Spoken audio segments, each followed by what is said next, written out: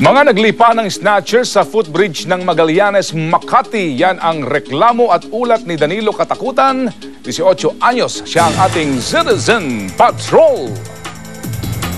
Isa lamang ako sa mga taong madalas na dumaan sa kaling ito ng Magallanes sa Makati. At alam kong bawal at delikadong tumawid dito. Kaya nga may tulay na tawiran. Pero tatawid ka ba sa footbridge na ito kung alam mo namang ito'y pinagkukutaan ng mga snatcher?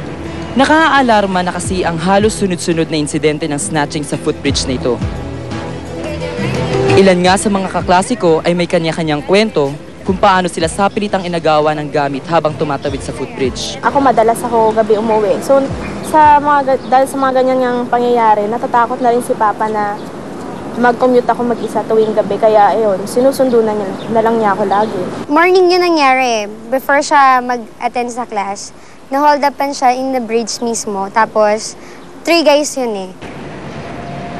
Kaya naman, mas gugustuhin pa raw nila na makipagpatintero sa mga rumaragasang sasakyan kaysa makipagsapalarang tumawid sa footbridge at mabiktima ng snatching.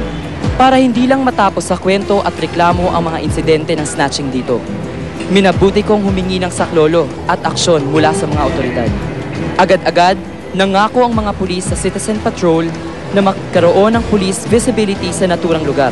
Nakaasa po kayo na yung tanggapan po namin, Southern District Traffic Enforcement Office, handa pong tumulong sa inyo. Ang telephone number namin dito is 818-4643. Inuulat ko ang problemang ito upang magbigay babala sa iba pang maaaring mabiktima ng snatching sa footbridge na ito. At sa tulong naman ng pulisya, sana nga ito'y wag nang maulit pa. Mula dito sa Magallanes, Makati, ako si Danilo Katakutan, ang inyong Citizen Patrol.